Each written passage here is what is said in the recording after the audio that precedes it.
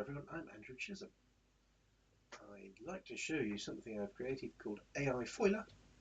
It's a way of detecting fake video content under certain circumstances, and you can see it working now. What I do is I create a set of changing QR codes. You can see them at the bottom right, and these change every few seconds, and they come in groups of 3. The first of the 3 is a public key.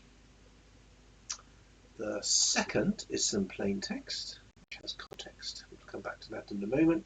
And the third is a digital signature.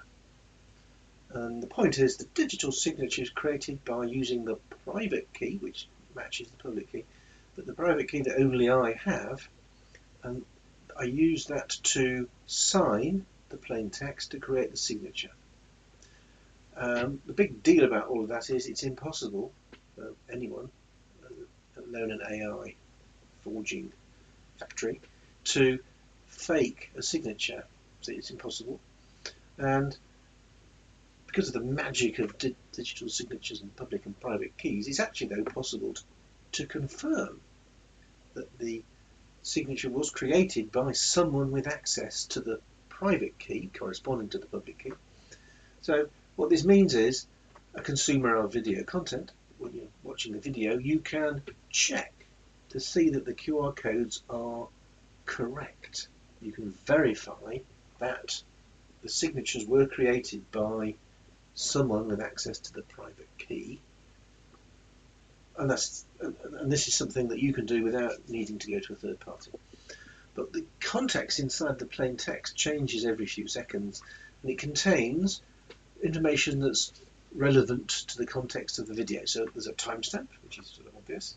It's also got speech to text. So as I'm speaking, it's translating that into text and embedding that in the plain text. There's also a perceptual hash. I'm using a different hash in this case, which is like a signature applied to an image. So every time a set of QR codes is generated, a snapshot is taken of the video, a hash is computed, and that's then included in the plain text. And the point about these hashes is that you can use them to detect whether 2 images are the same.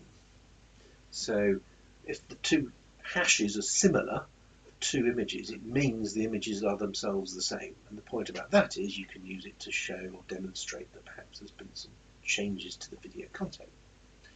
There's another thing as well. Each signature is a number, and the first few bytes of that number are included in the next bit of plain text. So there's a chaining, it's a bit of blockchain inspired chaining going on. So not only is it impossible to forge a single signature, if you try to insert a bunch of QR codes into the middle of some pre-existing ones, it'll make all of the maths break for the chain down the line. So I have a load of other things that I can share, but for now the important question is this loss of the aesthetic appeal, this QR code that's appearing in the bottom right, is that worth a consequent increase in provenance and the ability to check that something's fake or not? That's the real question. Now, obviously I've done some due diligence to see if there's anything else like this out there, and there are some slightly similar things, but I think they've all come to the same conclusion that perhaps there isn't much mileage in this, because this changing QR code is perhaps a little bit too much. So that's the question I'd like to understand. So if you're feeling motivated, please comment what you think of this.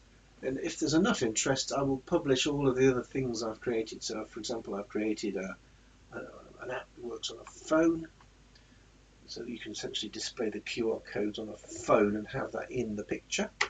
So the way I've done this, that you're seeing on the screen, is an OBS Studio plugin. That's where all the heavy lifting is happening. I've also created a whole set of tools that you can use to check that a video that you're looking at is valid. All sorts of different checks you can do. I've also created a standalone app on a mobile phone. It's a pretty basic thing, that will check 3 QR codes and confirm whether they're valid or not. I'm fully planned to share all this stuff if there's interest. But as you can imagine, the critical point though is this elephant in the room, this QR code, is it worth having that in return for being sure that the content you're looking at is not fake? So anyway, thanks for your attention. Please comment below.